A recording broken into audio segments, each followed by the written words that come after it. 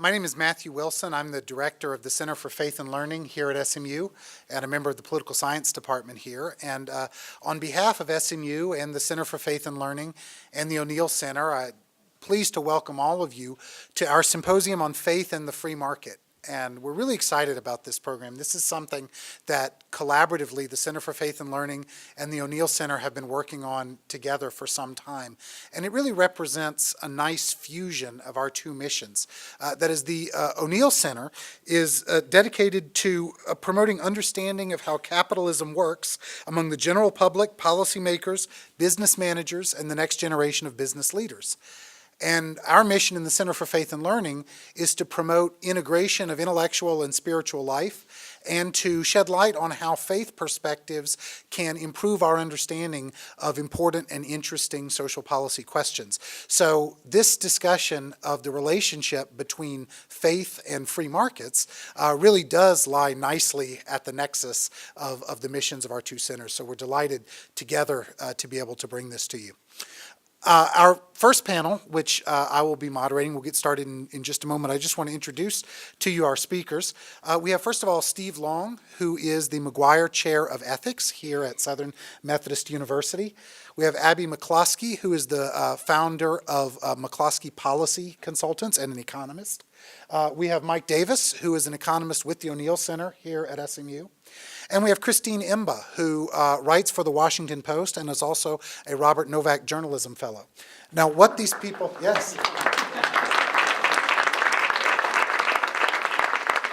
So we have four people who are approaching these questions from a variety of different professional and disciplinary backgrounds, but all of them share in common that they are seriously interested both in questions of economic policy and in questions of spirituality and religious faith. And so they are really well positioned to talk about the intersection of these two things.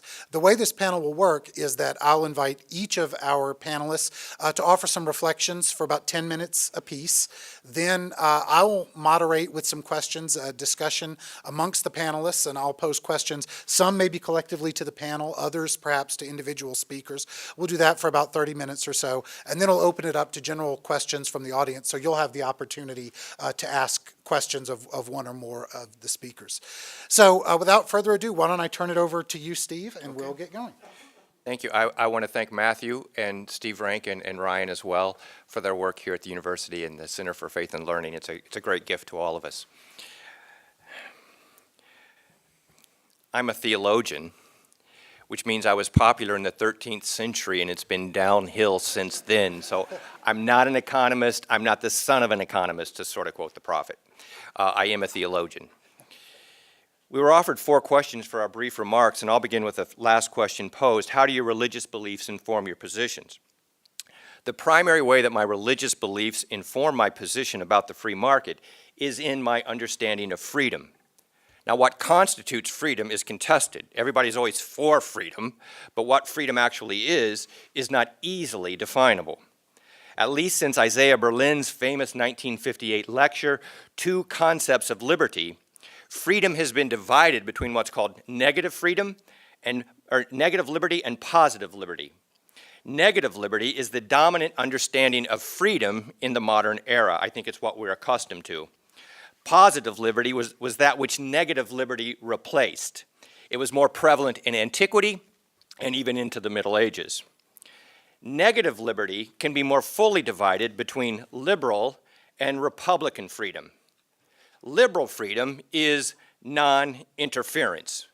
We are free insofar as our agency can affect its will in the world without unnecessary interference from others. I would suggest there are at least 2 poles. There are 2 poles of a negative liberal freedom. You might say the libertarian and the liberal egalitarian. The libertarian would be Hayek, or Ayn Rand. We can even go a little further out there. Ayn Rand. The liberal egalitarianism would be John Stuart Mill, John Rawls. The difference between these two would be the extent to which government plays a role in regulating non-interference. Government has a role in both of them.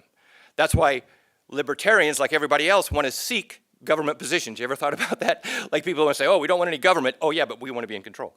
It's always been a kind of mystery to me. So there's two poles in this. For libertarians, government's role is primarily negative.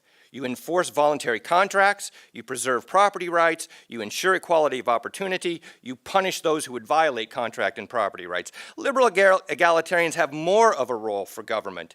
Its purpose would include ensuring contracts and preserving property rights, but it would also include government efforts to ensure not only equality of opportunity, but conditions that would diminish inequality. So it includes something like the German co-determination model of the corporation, if you know what that is about, where sometimes 40% of workers will sit on a board. And that's a liberal idea. That's not socialism, not even close. But it's a liberal egalitarian idea in Germany called the co-determination. Or it might include Elizabeth Warren's Accountable Capitalism Act. And if you're interested in that, read Miss Emba's wonderful editorial about it in the Post. So that's liberal freedom. Republican freedom is also a form of negative freedom. But rather than non-interference, it's freedom from domination. So liberal freedom focuses on non-interference. I'm free if no one's interfering, and I can affect my agency in the world within reason.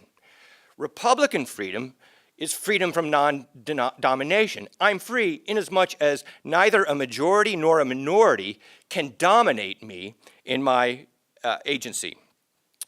Republican freedom requires government involvement in policies of reconstruction to address historic wrongs, acknowledging them and seeking to repair them. Republican freedom was attempted in the United States during Reconstruction, but it's not been a dominant form of freedom in the United States. The Civil Rights Movement, Dr. King's Economic Bill of Rights, I think, could be seen as a Republican view of freedom. But in truth, I think, most of our economic and policies occur in the space of a negative liberal freedom, between a libertarian view of freedom, which somehow got named conservatism, which in the history of that is intriguing but baffling, because originally a people of faith just thought this understanding of freedom was deeply dangerous and damaging to faith. And a liberal egalitarian view of freedom, which sometimes gets named as the left. Now, if I have to choose among these forms of negative freedom, I'd side with the Republican view, and if I was in charge of everything, the Fed and economics, I'd construct an economic policy based on it, and I would have no idea how to do that. But my problem with negative freedom is that it leaves little room for faith to play a role.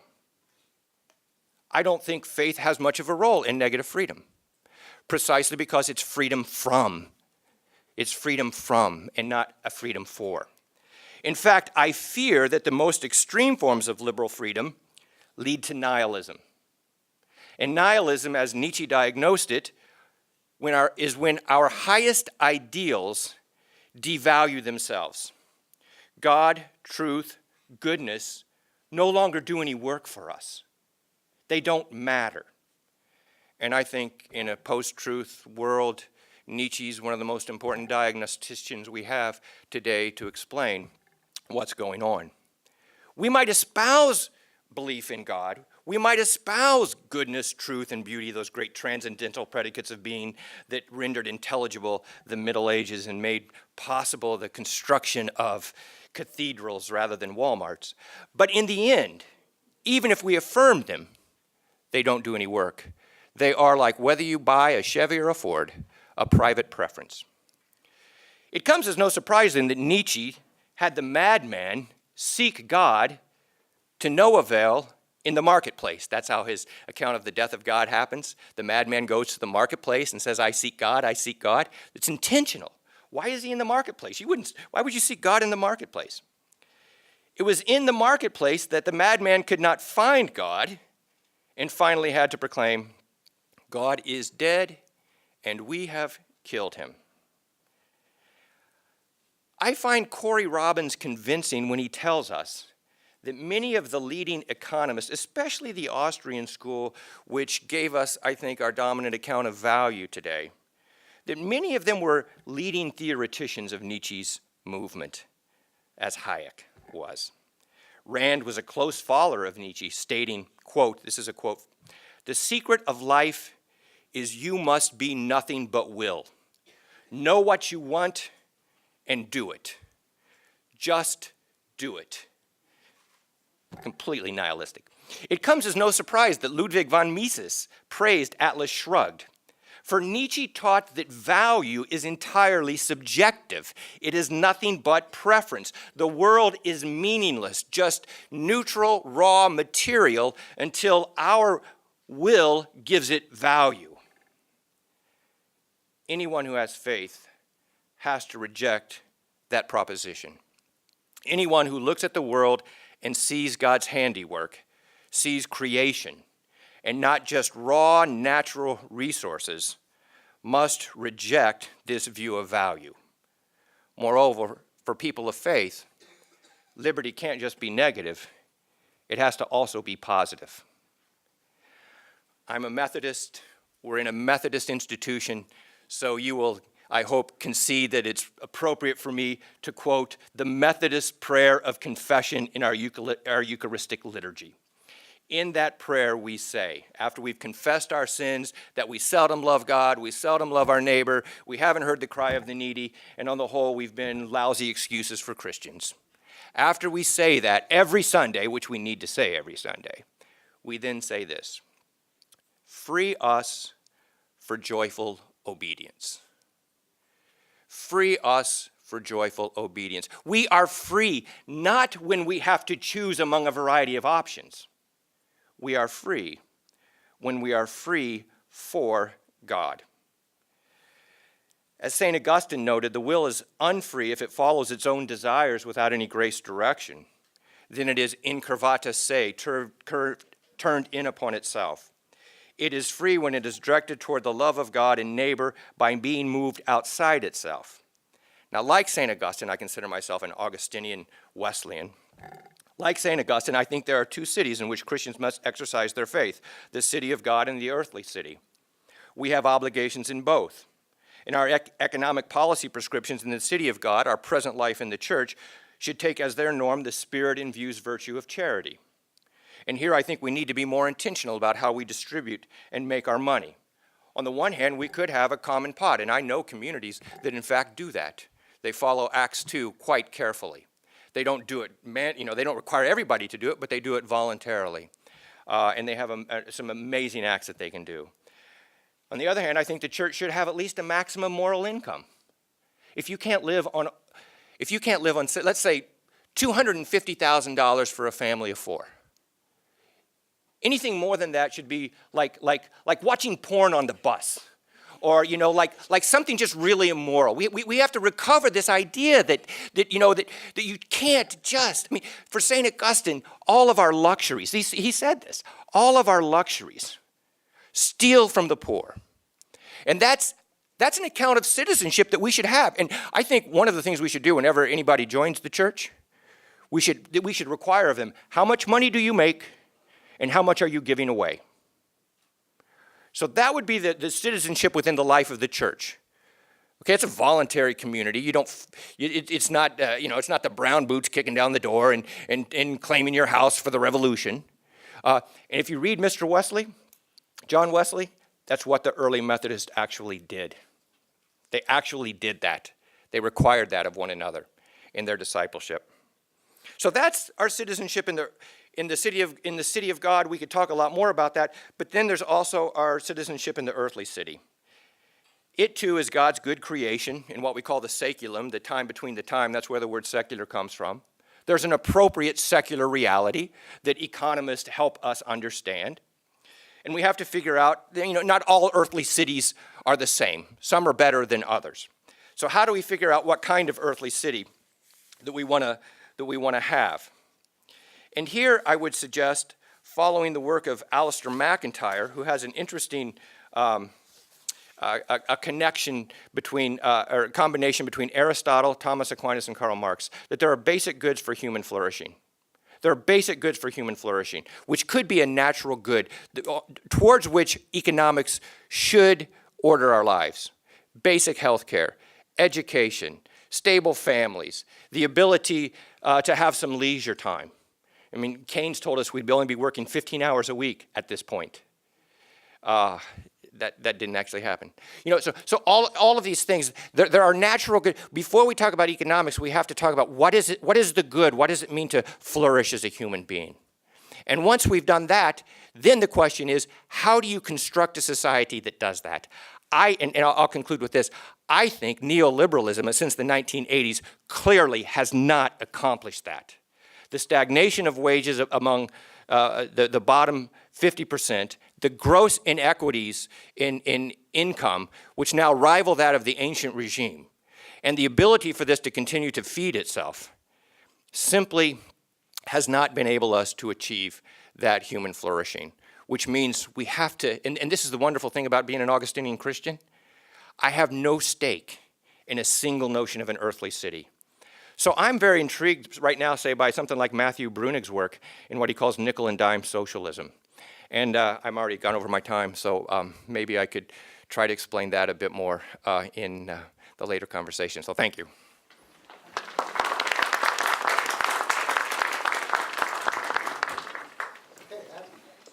Thank you. I, too, want to start by thanking Matthew and the O'Neill Center for pulling together this conference. And it's particularly refreshing in light of our current tribal and partisan environment to go back to the basics of faith and how do people flourish, and are there ways that we can be doing better. And so in the brief time I have, I'll talk about 3 different areas. The first is my own faith foundation, how it impacts my view of economic policy. The second is our current economic reality, which Steve began to touch on and which I'll talk about a bit more. And the third is a set of policies that I'm thinking about as a person of faith, as an economist, given our current realities for moving forward. And so to begin, I'm an Anglican, and there are wonderful things about being an Anglican, but one of the most wonderful things is that no one knows what it is. So it's a total embrace of Christian mystery, and the closest thing to a good definition is that it's the intersection of being Catholic and evangelical and charismatic all wrapped up as a born-again Christian. So there's that, and I grew up Baptist, so that should make you feel more comfortable. But for undergrad, I went to an evangelical school called Wheaton College. I was in the econ department, so we had a lot of these types of conversations about faith and economics and policy, a lot about God's heart for the poor and the oppressed and our call to be Jesus' hands and feet in the world, a lot about the concept of vocation and calling, and of course the Protestant work ethic was strong there, not just for exams, but in topics we talked about. And this afternoon, I want to discuss something slightly different and slightly new. And to do that, I want to go back to the beginning, to the very beginning, from a Christian perspective, to Genesis chapter 1, verse 27, which says that God created man and woman. In the image of God, he created them. And in Christianity, this means that each person has dignity and value and worth at the deepest and the most immortal levels.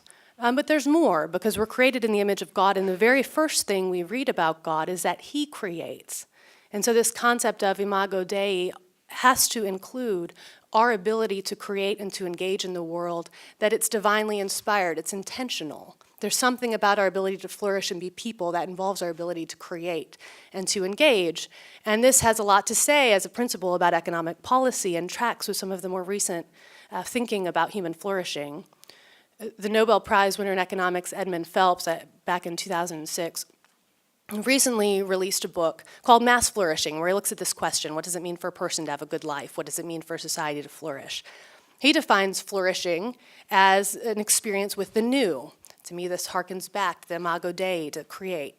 And that mass flourishing, when a society is flourishing, broadly, that's because as many people are included in the process of innovation and engagement as possible. And this seems maybe quite basic to us. We talk about in economics as economic opportunity. What's your ability to participate in the system? But as a public policy guidepost, this is relatively new. It wasn't until the 18th and 19th century that we began seeing economies, governments set up on the belief that each individual has value, and we're better off when as many people are as engaged as possible. It's not until the 18th and 19th century where we see capitalism and democracy and some of the great economic freedom thinkers like Adam Smith talking about these ideas not as a means to themselves or means to their own end, but as a means to open up widespread engagement. And of course, nowhere epitomizes this more, despite her flaws, than America, the land of opportunity, the American dream, where people would come and create and engage in a way separate from where they were born or how they looked, that was different and unique and more powerful than before. But no country is perfect, and no system of government is perfect, and that brings us to the second part of what I want to talk about, which is our economic reality.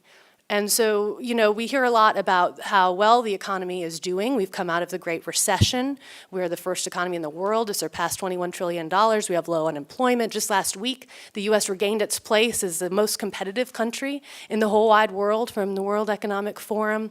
By a lot of measures, things are going really well. And yet certain people and communities are finding themselves left behind. And it has become increasingly obvious that there's been some drift from America, the land of opportunity, the American dream, than how we've thought about it maybe in the past. And sure enough, Dr. Phelps stops the clock around 1960. The literature on economic opportunity shows some sort of inflection point around 1980, but things have changed. And when you look at our economic reality today, we have a historic share of Americans who are no longer working. Among middle-aged men, the work rates are what they were back in the Great Depression, in those first few years coming out of it. We have one of the lowest work rates in the whole OECD. When you look at families and communities, there's a fraying, there's a breaking apart, which is keeping people in intergenerational poverty, the absolute antithesis of the promise of the land of opportunity. 70% of kids born poor never get out. And by the way, that's irrespective of what the top tax rates are, the regulatory environment, or the broader economic environment around us. And lastly, we're seeing this rise in deaths of despair among middle-aged whites. For the first time in modern history, people are dying younger, and it's primarily because of drug overdoses and suicides and depression. Again, a disengagement, a pulling back, a lack of a belief that I have anything to offer, anybody wants me to participate anymore. And so if we go back to what I said in the beginning and hold to this belief that people are created in God's image, they have dignity and value on their own, and we do believe that everyone has something to contribute and we're better off when as many people are contributing as possible, well then something is wrong with where we're currently at. Something is deeply wrong. And that brings us to the third point of, well, what do we do? And the spoiler alert is that neither political party has all the answers. It's the Anglican mushy middle for you. I do think historically it's very clear that economic freedom has laid the groundwork for as many people to be as involved as possible, and the right has consistently advocated for more regulatory and fiscal restraint. It's necessary. I'd argue based on what we see right now, it's not sufficient. We're the number one country in the world for economic freedom. We still have these broader structural issues. And the left is focused on the poor and government programs, and there's been a dramatic ability to reduce poverty and boost consumption. And yet, despite spending $1 trillion a year on anti-poverty programs, the needle on economic opportunity, on engagement, has remained relatively unchanged. And so what I'm thinking about as we move forward is how do we have a dynamic and growing economy that lets as many people contribute and engage as possible in a meaningful way. One of the clear ways to do this is first by encouraging work. I mean, work is a main problem from a macroeconomic perspective, but also from a dignity perspective. We subsidize a lot of things as the United States of America. I think there's very few things we could subsidize that's more important than work itself. And yet work is, any type of wage subsidy, which we do have in place, it's called the Earned Income Tax Credit, is much smaller than the types of subsidies we offer for healthcare or state and local tax deductions or mortgages. It's prioritized relatively low. I think that should be changed, that we should consider a dramatic expansion of a wage subsidy, which has been found to induce workforce participation quite effectively. It's that old economics 101 adage that if you tax something, you get less of it. If you subsidize something, you get more of it. We should be encouraging work. Not because of my Protestant work ethic, by the way, but because that is where people mostly create and engage with the world around them. That is where most people spend most of their day. And I think that same spirit of creation and engagement should continue into, as you touched on, Steve, into the charitable sector, that individuals and communities and churches and synagogues can give more creatively to the people around them because they're right there, they're local, as opposed to a distant bureaucracy and a broad program. And yet our current system essentially says we only care if half of the population gives charitably. Only half of the population gets a tax write-off if you give. The other half, your contributions just might not be as valuable or less encouraged, and that has to lead to the belief that there's just less agency to make other people's life better. I think we should reconsider that there should be an incentive across the board for everybody to be able to give and help someone close to them and someone in need. And lastly, when we talk about Imago Dei and everyone being created in God's image, it's one thing to set the broad framework with economic freedom and to encourage work as much as possible and to encourage, us taking care of each other, which should just happen out of our own, well-being, but fine, let's encourage it more with public policy. But the last is we have to acknowledge the structural barriers that are in place for broad creation and flourishing. That we have 20 million men with criminal convictions who have a lot of trouble getting jobs. That we have 1.6 million Americans who've been unemployed for over 6 months and whose job skills have atrophied. They're not a great hire. They need help. What do we do about the 9 million people on permanent disability insurance who, because of the structure of that program, are essentially prohibited from working, even if they could? What about the millions of moms, in particular, who are forced to make a false dichotomy between work and having a family because our labor laws haven't been updated since family structures have dramatically changed? What about the 11 million unauthorized immigrants who operate in a shadow economy? That if we go there into the space of saying we're better off when as many people as possible are included, not only out of a theological belief, but history bears that out, then we need to start addressing these in a more creative way. And so to conclude, how does my faith impact my views on economic policy? Quite a bit. It doesn't say that there's any particular person or political party or style of government that's perfect. In fact, it says quite the opposite, that they're all fallen, which is remarkably freeing and wonderful. But it does suggest a set of values, and the one I talked about today and that I've been thinking about more is the concept of Imago Dei, about our worth and dignity as individuals, what that means from our political rancor and discourse all the way down to what it means for economics, and how do we let people contribute and create and participate more than the current status quo. And so I'll leave it there for now. Thanks. My turn. Okay, so I guess I'm here as a representative of the dismal science, and so I'm going to start off by being really dismal by mentioning that this may just be a gigantic waste of time. We may be doing no good here at all this afternoon. And I say that seriously because if you think about what economics teaches you, it teaches you that specialization matters, right? This is Adam Smith's message. Butchers should butcher, bakers should bake, and brewers should brew. And if they want a sandwich and a beer, they can trade. But trading isn't going to make them better at understanding what they are trying to understand. It may make their lives better, but it's not going to make them better butchers or bakers or brewers. And so what I'm wondering is if maybe this is also true in the production of ideas. Maybe what we should be doing is just specializing in what we do. I should think about economics and free markets, and Steve should think about faith. And, if we want to go talk to each other, that's fine, but I'm not going to make him a better theologian, and maybe he's not going to make me a better economist. But I don't think that's true. I think that this dialogue that we're having today is actually really important. I think talking to each other will make us both better off, and here's why I think this. I think that because what we're doing in economics when we think about markets, and what he's doing in theology when he thinks about the things he thinks about, is essentially we're answering this or looking at the same kinds of questions. What is the essential characteristic of human nature? And what are the conditions that are necessary for human flourishing? Now, we may be asking those questions for slightly different reasons, but we're asking the same question. And if I listen to Steve and Steve listens to me, I think we can both come up with better answers. So let me just drill down for a minute and explain what I mean. So economics is, we claim to be a social science, but societies are just groups of people. To really effectively do economics, I have to know what these people are all about. And if you think about sort of the faith traditions, Abby used that word Imago Dei, which I've never known how to pronounce. And I'm a real Catholic, and I should know that. But that phrase, made in the image of God, I think that appears at least 3 times in Genesis. And so, and people argue about what that means. I Googled that Latin phrase, and you get like 4 million hits. because no one really understands it. But what it must mean is that God is really connected to us as human beings. God is not some aloof creature, right? It's God cares about us as people. And it's not, I don't mean that God cares about who wins the lottery and who's going to be condemned to being a fan of the Chicago Cubs, but God really cares about us. So what that means is, if we want to understand faith, if we want to understand God, we have to understand human beings. And so that seems to me non-controversial. And frankly, I don't quite understand why we don't have more dialogue between the people who do what I do, economics and think about markets and all that, and people like Steve and everyone else here as well. Now, I would like to blame him. Okay, I'd like to blame the faith community, religious leaders, for their failure to understand economics.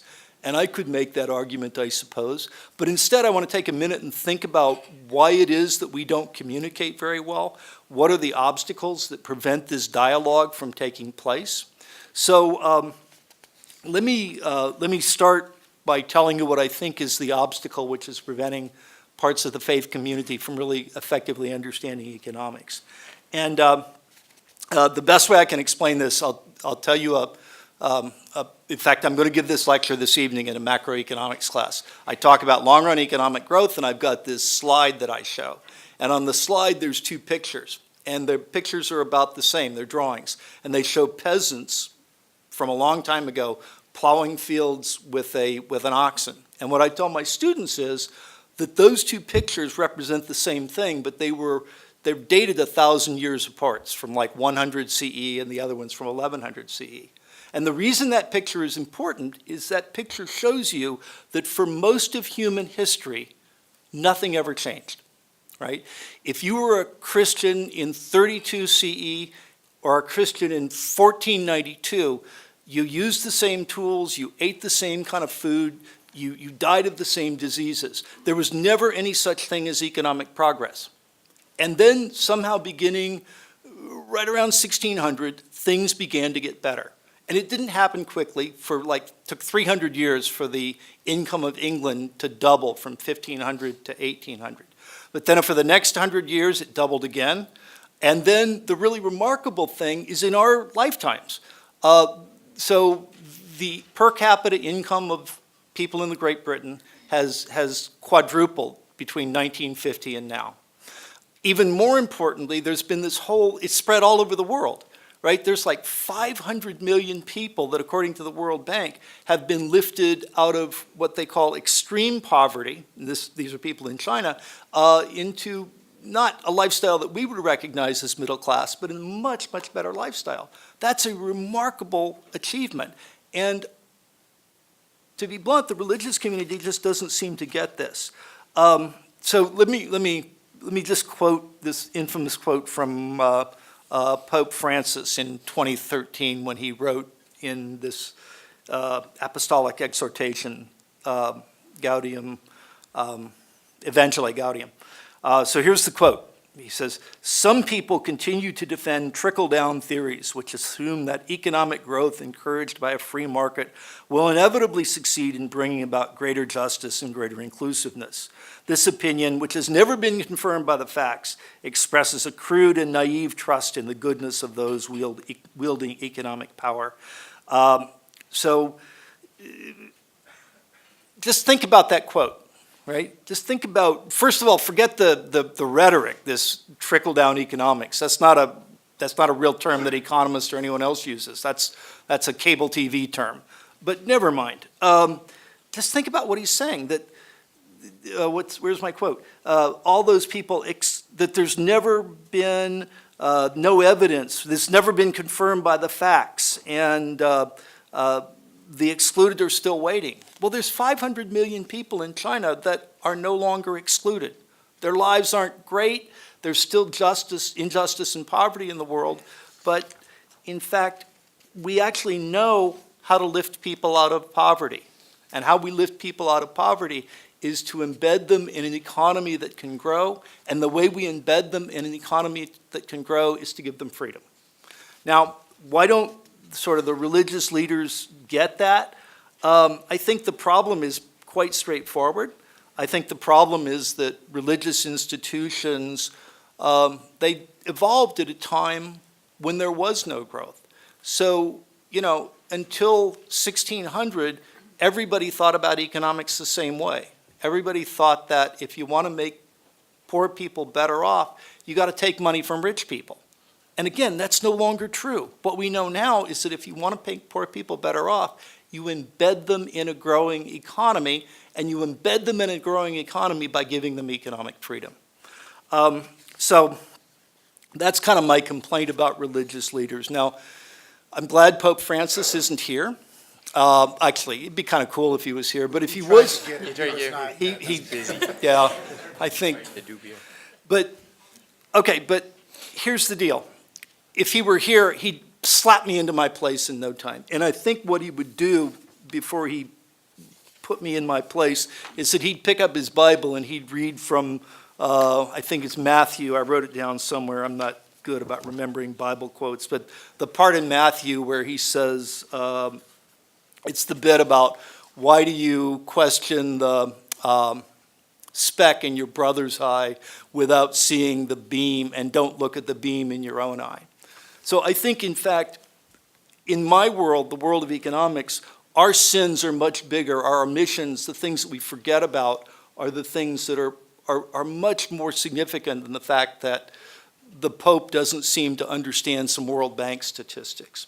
I'm going to run out of time before I run out of things to preach about here, but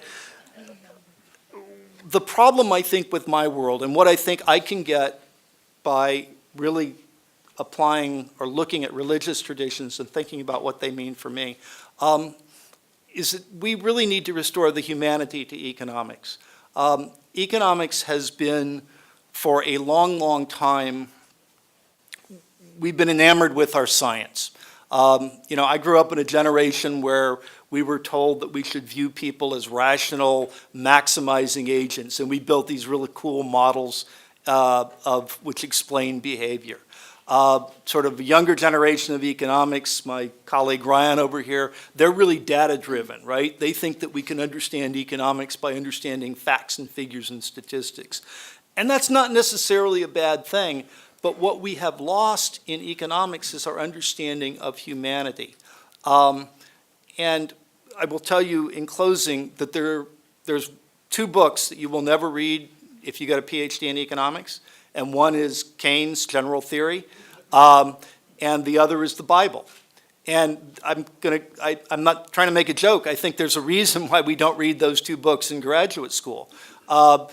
There probably are some things in Keynes' book that are not consistent with the economics that we call Keynesianism, and that's not important now. But what's important is that there's stuff in the Bible about who people really are and what people really want. And if we're going to do our social science properly, if we're going to be good economists, we have to understand the humanity of the people, and you understand the humanity of the people we're trying to help and explain and analyze. You understand them by treating them as people. Okay, so.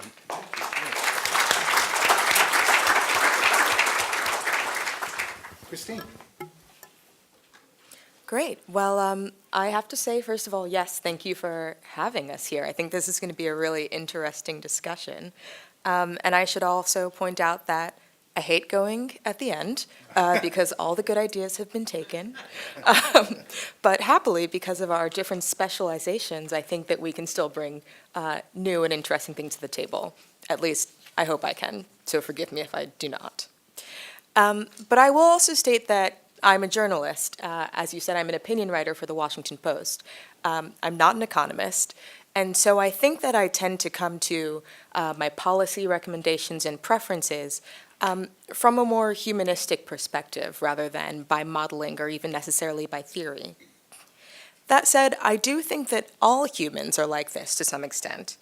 I think that we're all endowed with a sense of reason and a conscience that can be well or poorly trained. But at the basis of that, I think that we can all sort of tell when things aren't fair, when things are wrong.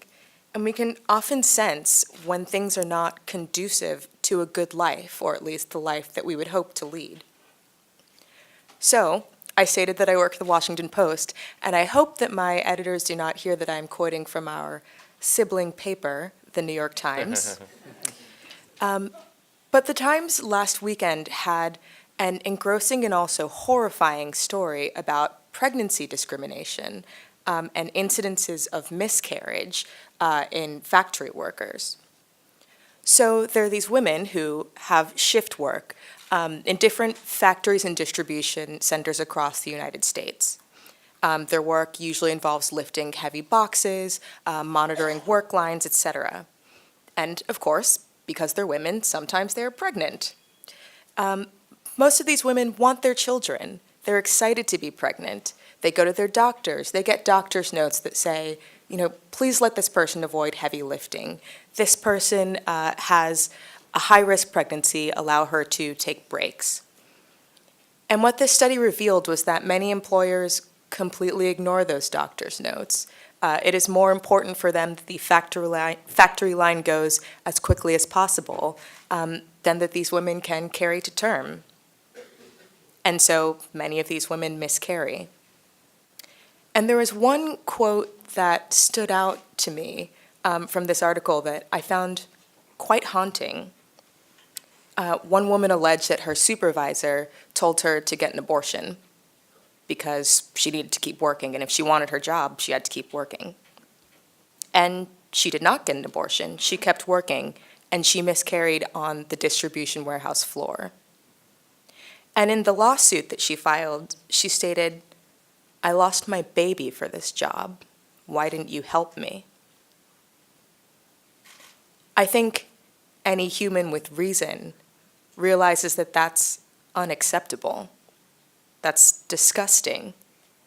The economy should work for humans, not the other way around. Human flourishing should be the end goal of our economic system. So for me, much of my understanding of the idea of human flourishing, and also my understanding and belief in this idea of conscience and dignity, has its basis in my faith. So I'm Catholic, in fact a convert. I converted in college. And one of the things that attracted me to the church was its very clear and sort of logical expression of what human flourishing could look like and what the paths to it could look like in everyday life. And one of those teachings that I found specifically interesting and compelling was Catholic social teaching. It's a tradition and a sort of set of doctrines on matters of human dignity and common good in society. And it's broad, although there are some sort of underlying themes that touch every part of it. It has a huge amount to say on economics, because if you think about it, economics are one of the ways that we express our faith in our life. We go to work, we speak to and engage with our neighbors, we encounter temptations and sometimes resist them. As Abby said, we fulfill our creative potential. We can create things and express our talents. We're makers in the image of God. But Catholic social teaching has some, I think, limits on what we can trust to the economy, what we can trust to theory, and what we should use to guide our decision-making. So there are 4 of them that I think are very useful and that I keep in mind when trying to evaluate policy decisions or thinking about policies that might be put into place. One is that the needs of the poor take precedence over the desires of the rich. Another is that the rights of workers are more important than the maximization of profit. Another is that the preservation of the environment should be more important than uncontrolled industrial expansion. And another is that production for social needs is more important than production for the military. And I think these are things that, again, if we think about them as humans with reason, with an understanding of what we want a good life to be, they make sense. The question is whether we can follow them and whether we can convince others to. But every economic decision I try to make, and I think that our society tries to make, both in the state and also in individual companies and our individual investments should be judged in light of whether it protects and preserves or whether it undermines this human dignity and human flourishing that should be our end goal. So one of our questions for our prepared remarks were, what are some economic policies that might actually do that? I tend to think and write about big ideas, policies that have been put in place or haven't been put in place, or just like things that I like and think are kind of exciting. That is one of the main benefits of my work, actually. So I can start, I think, from a very macro level and just give 3 examples that I think are probably worth discussing, and perhaps we'll get to them on this panel. So at the state level, the 2008 financial crisis really gave us a close look at what we choose to subsidize and what effect it has on everyday people. How much should we invest in our financial markets? How much should we trust to regulation? How much leeway should we give creditors? And how much should we allow companies to bet against individuals? That's a question of discernment, but it's one that we need to answer. On a sort of more personal level, the family level, maternity and paternity leave, childcare, welfare. Some might say that the economy cannot sustain some of these policies, that the markets have told us what companies can handle. But again, the markets aren't human. We are. And if we want a society that allows for families, that allows for community, that allows for solidarity, we'll have to put some of these policies in place. And then there are even small decisions, and this is one that I've been toying about with in my thoughts for a while, the idea of blue laws, the laws that say, that you can't sell alcohol on a Sunday, or that businesses should be closed on Sundays. And one of the interesting things I've noticed, I lived in Europe for a few short stints, is that those laws are actually far more popular in, a secularized Western Europe than they are in the United States. And I found this incredibly confusing, actually, when I first lived in Switzerland. I would go out on a Sunday because I wanted to buy candy, because I eat a lot of candy, and everything would be closed. It was incredibly confusing. And I asked a Swiss friend why this was so, and he said, well, you're supposed to spend time with your family?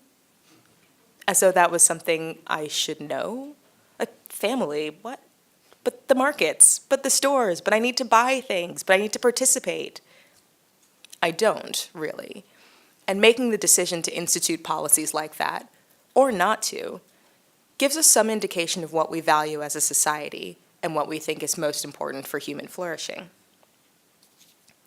But yes, as I said, the most common pushback to some of these more expansive or even theoretical policies is that the economy can't handle it, or that, we have a free market. We have the invisible hand that sort of shows us what people desire. But I think one thing that we need to remember is that free markets are not people. They're a theory. The invisible hand is not like a real hand. It's not someone's hand. This is an economic idea. And we can decide which ideas we support, how we discuss them, and how we push them forward or not. The economy is created by humans, and so it can be changed by humans too. And it's our responsibility to find ways to allow the most humans to flourish through our prudential judgments, but through our understanding of what really matters. And I think that's actually the question that should be at the heart of these discussions.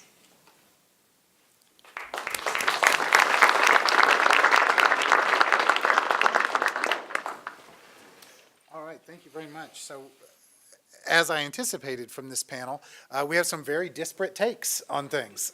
Disparate ideologically, disparate methodologically, which is great. It gives us some tremendous areas to go into in terms of discussion. What I think I'll do is frame a question or two for each of our panelists, and they can answer, and if someone else wants to chime in to add something to that, that's fine. But I'm not going to take all the time. I'm going to make sure that we have a bit of time at the end for questions from the audience as well. And I'll begin with Steve. And the two questions I have are kind of linked, so I'll pose them together.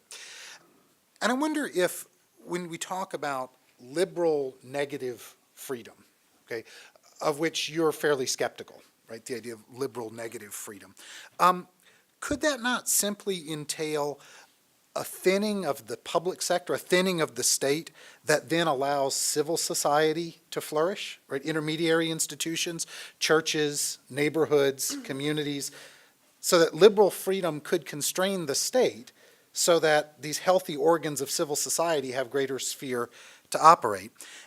And then somewhat related to that, when you talk about the Methodist prayer and its invocation of joyful obedience, is that joyful obedience to whom? Presumably to God, right? But not joyful obedience to the state necessarily, right? So how do you see then, in your view, this relationship between how much sphere we give the state and what we in turn do to the agency in civil society? Yeah, those are really good questions. I am critical of liberal negative freedom, but it's always better than fascism.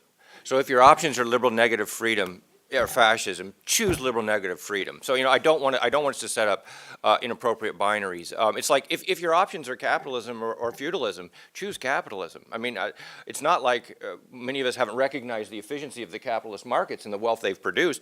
We just want to say the fact that they have produced this wealth means we can rethink how the next step.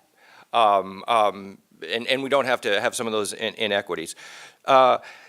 Is it the thinning of the state which allows for civil society, or I've done quite a bit of work lately on civil society. The one thing I would say is I would never place the church as a voluntary institution in civil society. The church is a transnational reality, which is not in any sense beholden to the state. I think civil society often is still bounded by the state. The state still, look at the state right now. It still, in some sense, even chooses, it makes the conditions for certain economic arrangements without always explicitly stating so. Ha-Joon Chang's essay, if you've read this little book, popular book, 24 Things They Don't Tell You About Capitalism, where he goes through and shows where, in fact, it has been certain state regulations in China and other places which have allowed for the kind of flourishing, I think, is a very useful understanding of how the state and the civil society are still connected. Joyful obedience is to Jesus, not to the state. And that's why I'm an Augustinian. I think there are two citizenships people of faith must always take into account. And my fear, I'm quite serious that as a theologian I was popular in the 13th century, but now it's very controversial. It's hard for us to, we don't have a school like this. And that's partly because of the success of you economists and business people. Now, I blame Jevons, not Stanley Jevons, for the reason we don't talk. Right, because Stanley Jevons is the economist who said, forget political economy. Everything was political economy up to that time. And then Jevons says, no, it's a mathematical science. So he got rid of the political so that there's not this assumption that economics is a moral science. I really love that idea. I think it is. Keynes said that. Economics is a moral science. Hume, Smith, Mill, they were all moral philosophers. And what we've done is we've bracketed out that component. I don't know, but in theology, you have to read the history of your discipline to understand it. Do economists read the history of their discipline? Not much, yeah. Yeah, I've not met many who did. But I do think the conversation is really important. So in that sense, one of my concerns about these two cities is not that I want to give allegiance to the state. No, not at all. But I do fear that commercial society, because that's what Hume and Smith said is the most important. That's why they were skeptical of the church. Commercial society has replaced almost everything as that which renders us intelligible. Not everything, because it couldn't do it, right? We still don't make decisions about our children based on being rational maximizers. My goodness, I had one child who's a theologian and one child who's an English major in college, and I subsidized their education. That wasn't rational. So, so there are many things about our lives that are free from commercial society. And commercial society has a place, but my fear is it wants it all. Abby, you talked about the role of work in human flourishing, and in fact, that one of the challenges to human flourishing is the number of people who are, in fact, excluded from meaningful work for various reasons, economic structures, disability, problems in the labor market, whatever it may be. And that raised for me, at least, what I think is an interesting question, which is many futurists today anticipate a world without work, or a world with less work through technology, robotics, et cetera, that we'll be able to produce all of the goods that we need with much less human effort. Okay. Now, this is not a science panel. We're not going to get into the technical details of how true that is, whether that's true. But let's stipulate for a moment that there's some truth to that. Would that diminution of work and toil through technology, would that be a moral blessing or a curse in the economy? Would that contribute to human flourishing in your conception of the economy? Or does that freedom, that liberation from work, actually create greater moral problems with purposelessness? That is, would you see that as a looming blessing or a looming curse? Yeah, this is a big question worthy of its own panel. Sure. And obviously, no one knows what's going to happen with the future of automation. I think that most rational estimates are not that all jobs go away, but that the nature of work changes, that there's particularly really high-skilled work or really low-skilled work, and we don't either have the skill makeup to do the high-skilled work, or people no longer want to do the low-skilled work jobs because of the size of government benefits, or wages just go so low it's not worth it. And so, again, I think when we think about public policy and setting the stage for the future, it's why I'm very supportive and have written extensively about a wage subsidy to encourage work no matter what that type of work is, to keep people engaged, because I do think it's important, not because work is futile and like the soil will work against you and all the other things you read about in Genesis, but because it's also the space where people create and engage and interact. And, where this conversation I think is going more politically is that coming up for the next presidential election and beyond, there's a lot of discussions about things like universal basic income, about guaranteed government jobs, about minimum wages, about ways to either help people not to work or to divert them into 100% government jobs where there is automatically going to be less creativity because you're not responding to a market need, you're responding to a government-created program. And I think that those types of ideas do very much concern me. And in fact, those ideas concern me more than whatever happens in the automation space, if that is a way to dodge and both answer your question at the same time. Well, let me point out also I'm being just hideously unfair here because I'm throwing out these questions that could be answered in a book-length manuscript and saying, you have 2 minutes. Thank you for addressing it to the extent that you can. Do you want to weigh in on that, Christine? Yeah, I did actually, because universal basic income is one of my interests these days. I think it's fascinating for all the reasons you describe. And I am of two minds about it, actually. I do think that it's possible that the diminution of work would allow for more human freedom and space for us to pursue our real talents and our real interests, that sort of thing. But in terms of what humans are really like, there is that sort of need to train ourselves. We have to learn how to be leisurely in the right way. We have to, learn how to best use our time. And I think one of the problems going forward with that idea, and one of the reasons why this would be a problem, is that that's something that we've kind of left behind. We've really fallen behind on, training the life of the mind and understanding, what actually causes us to flourish. So when you're looking at long-term unemployment today, especially actually among young men, there's been an interest, like a huge growth in just gaming. Like, you stay at home and you don't do anything. Like, you're not like painting or writing poetry. You're just playing video games, which is not necessarily a healthy use of time. So how do we train people to use that time? Like, what would it look like to create an educational system that would prepare people to fill those hours in the day with something useful that was conducive to their flourishing? I don't know, but I think that's something that we need to be thinking about. Go ahead, Mike. Sure, I'm sorry, I didn't mean to cut you off. So I just wanted to make the comment, I think we all should share the concern that are people going to be able to find meaning in their lives as technology progresses and work changes? But I think that we should also remember that challenge is not being presented because of capitalism. The fact that we don't need as many manufacturing workers nowadays as we needed 40 years ago is not a flaw in the capitalist system, but it may be a flaw in other institutions. So you now know you have 3 Catholics on the panel up front here, and Matt is also a Catholic, and I don't want to dredge up bad memories, but you know the horrors that we're going through right now in our church with all the various scandals. And it's really weakening the ability of our particular faith community to give meaning to people's lives because, frankly, our clergy have failed us. And again, that's a different topic. But my point here is that we need to look beyond the flaws in capitalism. We need to look at the flaws in civil society, whether it's in our religious institutions, the failure of marriage as an institution, and on and on and on. Can I say something? Go ahead, yeah. And I think one of the things that's wrong about the contemporary understanding of dignity is that we associate it with work. I very much liked your idea that dignity is found in the imago Dei. I don't know when it became fashionable to think that your work gives you dignity. And if that's the case, then a lot of people do labor, which is just mind-numbing, and labor in Scripture is a curse.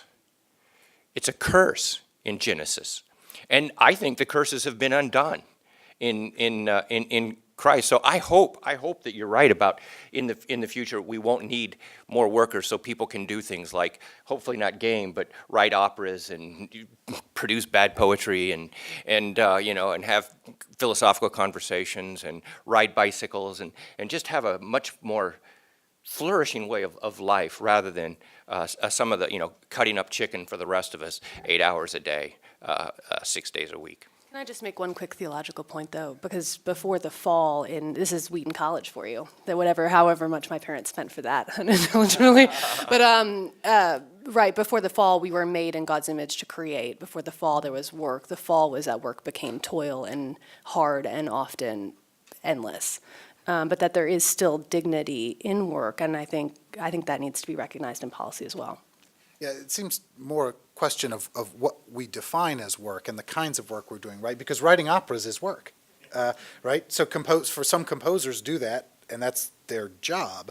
But I certainly take your point, Steve, that it could be a blessing to have people with much more range of control over the kind of work in which they find fulfillment and meaning. That could well be moral progress. But Mike, I want to ask you a question with regard to this relationship over time between free market economics and kind of growth and civilizational progress that you talked about.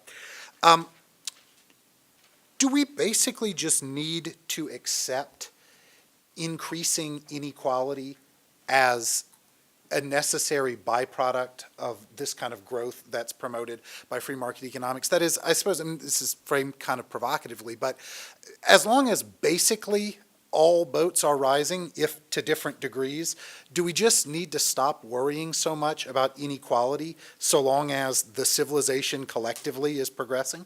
No, I think inequality is a big deal, but we need to think about it more carefully and in the right way.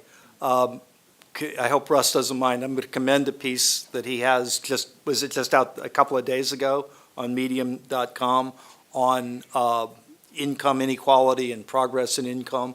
And the point of that piece, which again it's easy to read and it's great, is that we need to think about income inequality in a more complex manner.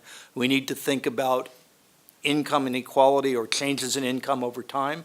Is there an opportunity for someone who is born in the lowest income quintile to rise? We also need to understand, just get back to my theme, growth is so important. We can make the next generation's lives better, and we have that ability now, and we didn't used to. Okay. And all right, so I'll frame one for Christine, and then we'll open it up more generally for questions. So I actually have two questions for Christine. And first of all, so I'm really struck by the story that you talked about with regard to the miscarriages and the terrible and kind of heartbreaking account there of what was happening in that. Sorry, that was kind of grim. No, but it frames some of the really hard questions that we have to wrestle with here. But what I would ask you is how do we balance a deeply disturbing situation in which there are unequal miscarriage rates that are produced by an inequality within market economics versus the kind of take a step back macro picture that miscarriage rates for everyone across the society are dramatically lower than they were a century ago because, one could argue, of the technological and economic progress fostered by capitalist economics. I mean, that seems to me a tricky and tough question to wrestle with. Is that both of the questions? I can give you the other one too. Sure. So my other question is, you said that the invisible hand idea in capitalism is just a theory, right? And that it's not a real physical thing, and because it's a theory, we could theorize otherwise. We're not bound by it.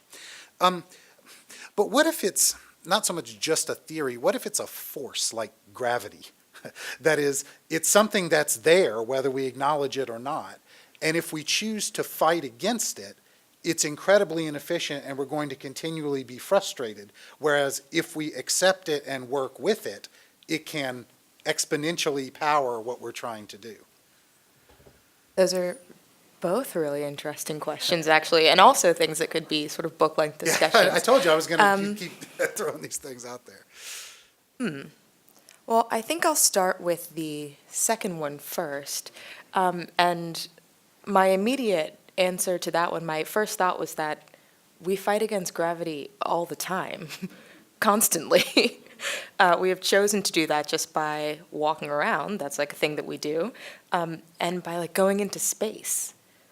There are many things that sort of seem natural in our environments that we are able to work with and work around and change because we are human and we have the power of creativity and ingenuity and innovation. We tend not to necessarily let the world, even like strong forces within the world, push us around. We can make choices that change how those forces affect us. And I think with economics and its actual divorce from sort of moral theology and more political concerns, one of the failures I see in the way that we think about this is that we just assume that they're forces. Well, you know, the market says this, and, well, it's the market, so you can't really do anything about that. Sorry, everyone. When, in fact, we can. To what extent we want to is the real question. How much are we willing to push against or work with the invisible hand? What do we want from it enough to intervene? And then for your first question, I think that's a similar question to what you were asking Michael, actually. You know, whether helping everyone in a sort of abstract sense is better or more important than, you know, helping individuals. And again, I think that's sort of a prudential question, actually, because they're not mutually exclusive, right? You can make the world wealthier. You can, you know, increase healthcare or health outcomes for everybody, while also making sure or thinking about how to lower the incidence of bad outcomes for, you know, individual groups. Like, those are things that we can do at the same time. And I think one of our major failings in the way that we think about our economy and the goals that we can reach is that we think that we can't. We're capable of a lot more within our economy, within our minds, within the way that we prosper than we allow ourselves to be. We can have some of our cake and eat some of it. We don't have to either keep it or I love or give it cake, the whole yes. thing. Yes. So I'm going to seem like I might be attacking Christine, which I'm not foolish enough to do. But, so you talked about fighting against the market, and I was thinking about your blue law examples. You want to know somebody who fights against the market? Is the guy who owns Chick-fil-A, right? He shuts down on Sunday. And that is a fight against the market, because I guarantee you he could sell a lot of chicken sandwiches if he was open on Sunday, and he'd make a lot more money if he did. But, so we're not victims of the market. The question is, how are we as individuals going to participate in that? Are we going to are we going to do that? And I would just also, just on the subject of blue laws, I don't want to give an economics lecture here. The history of blue laws is mostly the history of protectionist rules that protect retailers. Car dealers don't want to have to be open on Sunday because they don't want to have to pay the sales force. So they all get together and pass a law that says nobody can be open on Sunday. Has nothing to do with the commitment to the Sabbath and a day of rest. It's everything to do with basic sort of rent seeking on the part of government. So, that makes me sad, but apparently I'm. But then again, I mean, your Chick-fil-A example says that that is not the case in some instances. And to Chick-fil-A, I think that is actually a good example of judging what we value, which is something that every human, every state, every person has to do. Does the owner of Chick-fil-A value having a much more efficient workforce and working on Sundays so that he and his shareholders can make more money? Or does he value more allowing his workers and people in the community to, yes, spend time with their families and go to church? That's a choice that you have to make. That's the choice that we all make.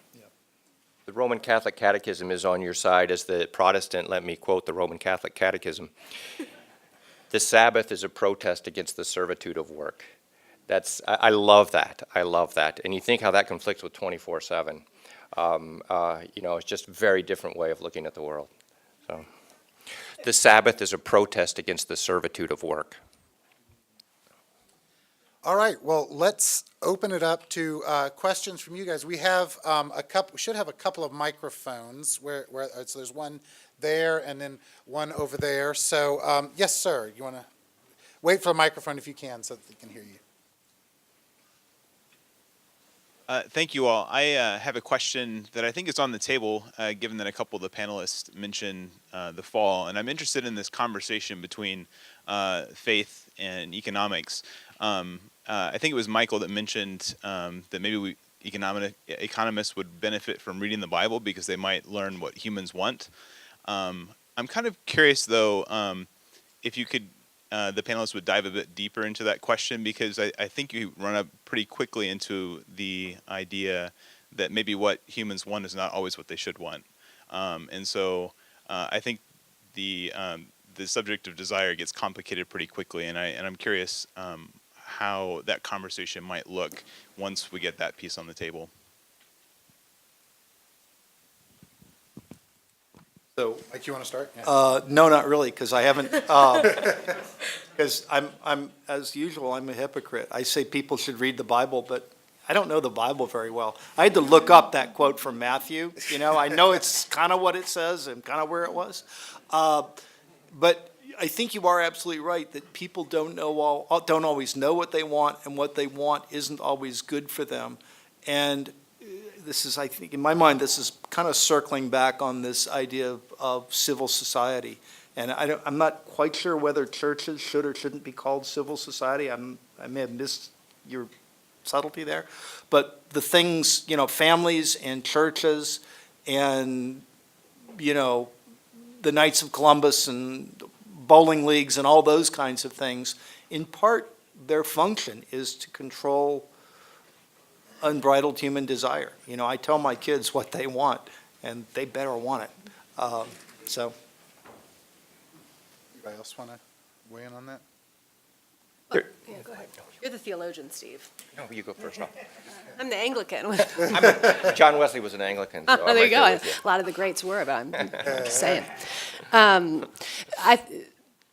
Again, a good question. I think the Bible clearly shows the corruption of people, and there's no perfect system, but to me that's why I'm wary of people having more control, and why, in just the most broad sense, why I find capitalism a more appealing system than socialism, because even the people who are in positions of power might not always have the best interests.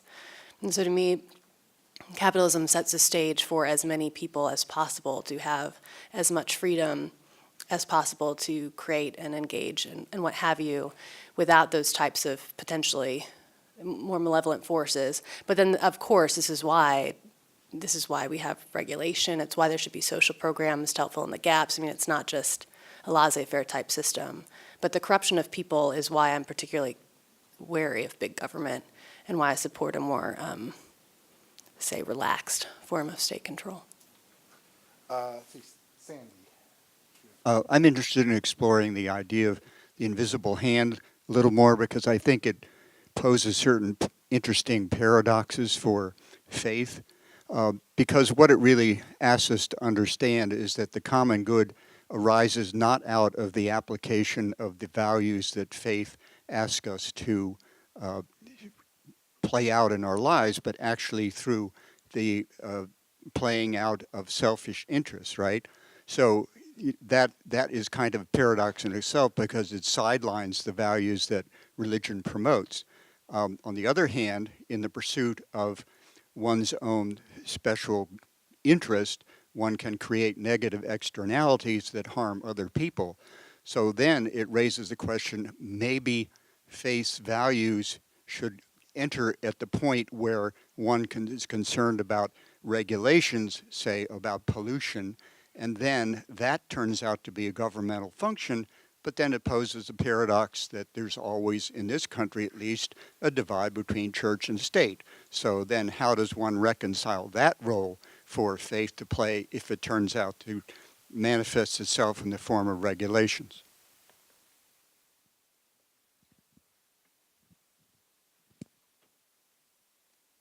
Thank you. The one reference to the invisible hand and the wealth of nations comes within that context of Smith arguing that the person who looks not to the good of others but to his own self-interest actually serves the good better than the person who actually looks to the good. And so well, how can that happen? That's when he invokes the invisible hand, which is sort of a deist, stoic idea. So it's theological all the way through, and I still think the invisible hand is a theological idea that we have to ask if this is the character of the divine. But one of my concerns, and I don't know if this is, I mean, I assume that economists wouldn't agree with this, is that what the market rewards is greed and fear, and those are vices.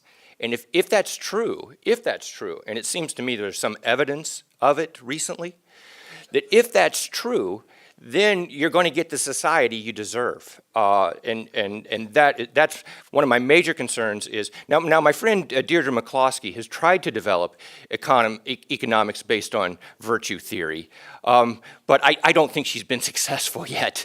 We'll see if that's true, but I would love to see an economist who actually embraces virtue theory and takes seriously the idea that a society based on what the ancients called pleonexia, greed, is a society which might have a lot of goods, wealth, whatnot, but it's also going to be a vicious society. And if I'm wrong, I would love to be corrected. Well, let me just push back real quickly on this greed and fear thing. What market economies reward is making other people better off for whatever motivation. And mostly it's, sure, everybody is a little bit greedy. I would like a raise, and so would you. But if you think about Bill Gates, he's made so many lives so much better off. The amount of money that Mr. Gates has taken for his personal consumption is a thimbleful of the waterfall of good that he's created. And yeah, of course he likes the money, but he wasn't motivated primarily by greed. Again, the market rewards you for making other people better off. That's what the market does. And by better off, you mean? In their mind, What better they off. desire, right. So if I can make an operating system that makes your computer run better, and you like that, and you pay me, I've made you better off. So I'm just going to jump in because that's kind of my question too. I tend to think in sort of large questions, which irritates my editors to no end. But really the question here, and that underlines all of this, is, so what is better off? And I think the one thing that we have to worry about, or at least think about, is whether our beliefs in the market, in these theories, in whatever we think is good for ourselves, which comes from who knows where, is in itself corrupted. Like let's just take the case of Steve Jobs and Apple thinking about what's better off. I mean, you really actually have to think about it. Is it better off that everybody has a smartphone? Like, does that make life better? Well, sort of. I mean, you can use a calculator anywhere. It's easy to find directions. Like, all of these things are great. But then on the other hand, you have, thousands of factory workers change their desks in China. When you go out in public, like we no longer speak to each other, we're just looking at our phones. There are the degradations in human and familial contact that come from the excessive use of technology in our lives. But we want this because phones are fun. Maybe we have misunderstood what is better for us and what is better off in the long run. And those are the questions, the big philosophical questions that we need to think about when we think about what is being provided by the markets and by our desires. Just because someone has more money or more goods or more technology or they can take more flights does not actually mean that they are better off as a person or that they are flourishing in a moral sense. Ed. Yeah. Sorry, yeah. Of course you must know everyone that I know, and yes. This is really terrific. It's excellent. Thank you all. I have 3 questions. I'll be very concise. What about the concept in the Bible in the New Testament, the law of sin in my members, the evil within the human heart? We haven't talked about that very much. Is this a first world discussion about flourishing and what's the good life? When I did Christian ministry in Africa, talk about pregnancy discrimination, there were women, Muslim women, that would walk for 3 days through the bush so they could have their babies in a hospital run by the Salvation Army where there were no doctors, there were midwives. And so it's very different when we look at this globally than our North American affluent lifestyle. Finally, is this discussion about balance or degree? I think we'd all agree that social needs production is better than military production, but would we have the society we have without a strong military? Thank you. So I'll just make a quick point to, I think, your first example of whether this is a first world problem. Yes, this is absolutely a first world problem, whether we should have cell phones or not have cell phones. But I think, though, if you, look in the Bible and look at the social teaching of really all of Christianity, there are things that we sort of think of as unalloyed goods, that, people should have sort of a right to life, that, it would be better if, we didn't die in childbirth, that people should have enough food. Those are really good things, and we can all agree on those. It's what comes next and what we assume should come next that I think we disagree on. And I'll speak not from my own experience, actually, but both of my parents are actually from Nigeria. My mom grew up very poor in a village and moved to the United States where we have a lot more stuff.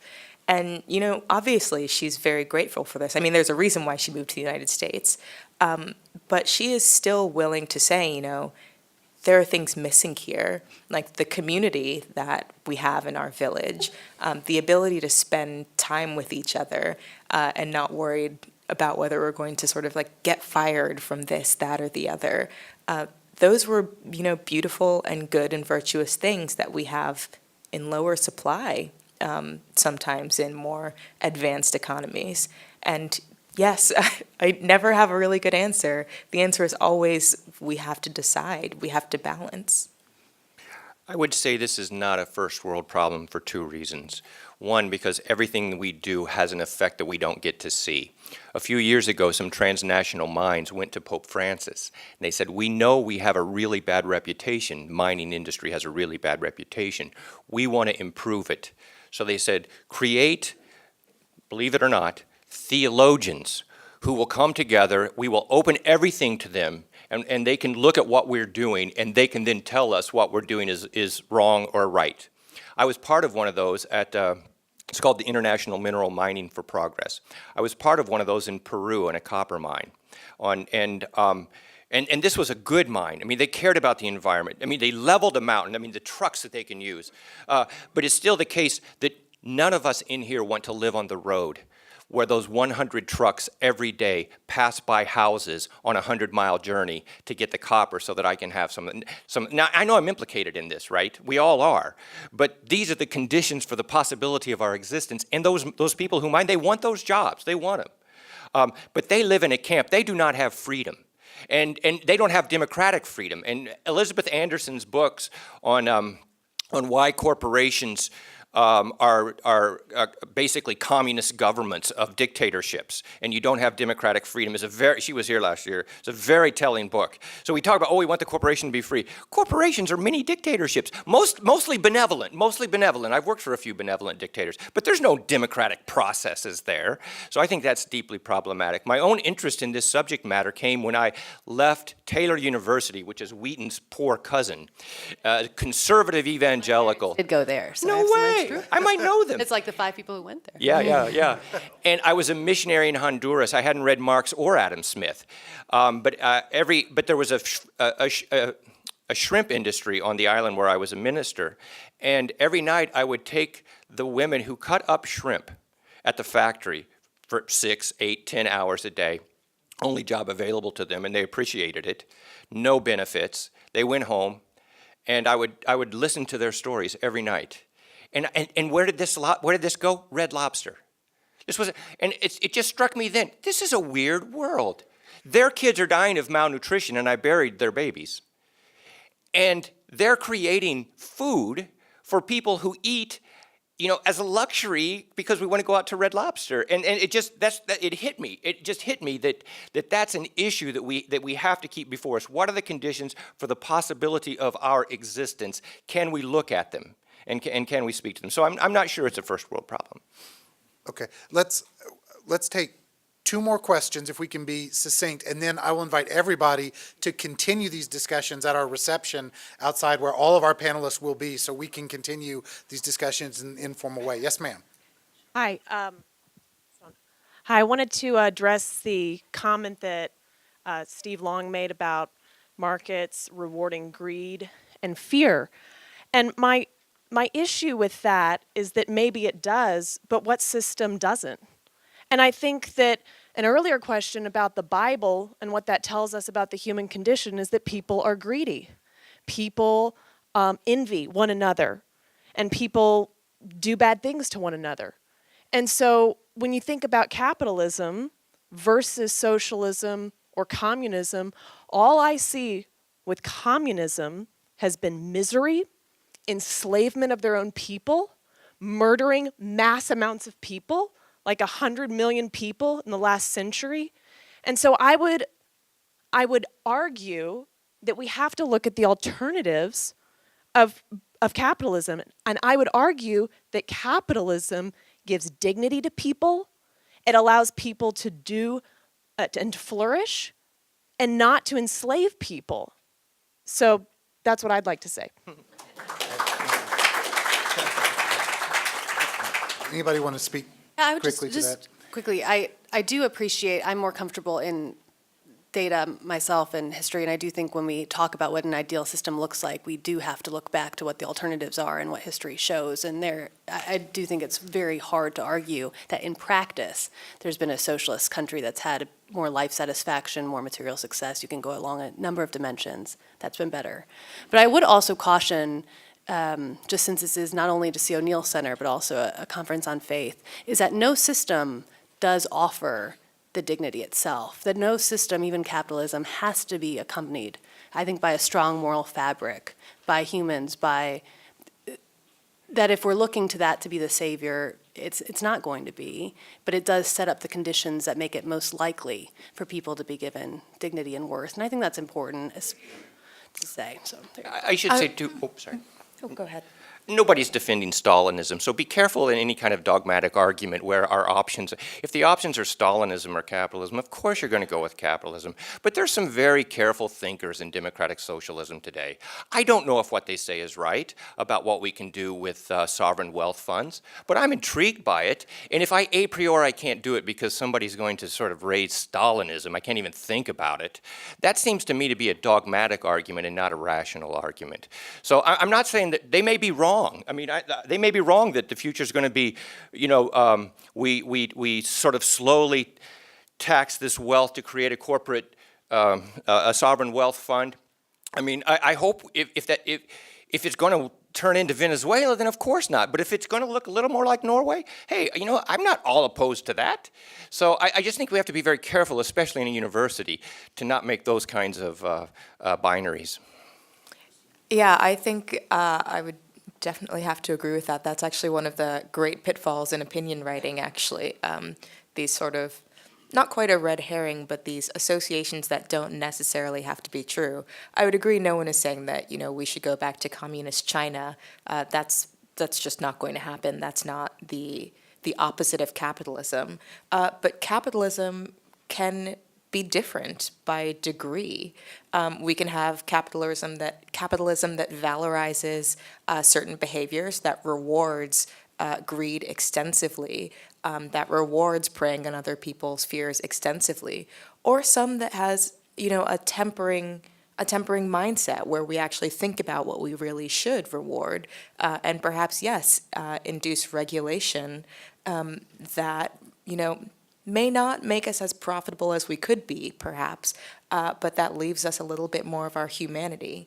And I think that's possible. I think we can do that, and it doesn't then become the equivalent of turning to full communism or full socialism. I think that's extremely possible, and that's actually what we're supposed to be working towards on this panel and in our lives. I wish we could take everybody's question, but we can only do one more for this panel. Yes, ma'am. Do you feel that we have become a society of addiction to material goods? I mean, how much is enough? Is $1 billion not enough? And to me, there's such a void in the human heart for spirituality, regardless of what that looks like. There is such a void, and we're looking for material things to fill it, and it isn't going to happen that way. So I really appreciate this panel. You all have done a fabulous job in really bringing this to light. Thank you. Thank you. Christine, you want to speak quickly to that? Yeah, I mean, I think I agree with you. And we just haven't figured out how to solve that yet. I will say that one of the things that I found very intriguing by Steve Long's first speech was this idea that, like, perhaps in our church we should really think about how much money people really should have. We used to have an idea at some point that to be extremely grotesquely wealthy was like a little bit immoral. Like, maybe you should be thinking about that a little bit more. One of my favorite writers, Fran Lebowitz, has this mostly joking line in which she says that, you can make $50,000 by working. You can only really make $50 billion through theft. And I think that there might be some truth to that. Nope. I will say as a closing word, of course, for most of us, grotesque wealth is defined as about twice whatever we have. Yeah, right. So that's the threshold of grotesqueness in most of our minds. Actually, one more line, actually. Well, not a line, but there is research, social science research, showing that when most people achieve a certain level of wealth, they're happy. And the more wealthy they get, they don't actually get that much more happy. They just have more money. That should say something to us. All right. Well, let's thank our panel. I think they've really raised some interesting ideas.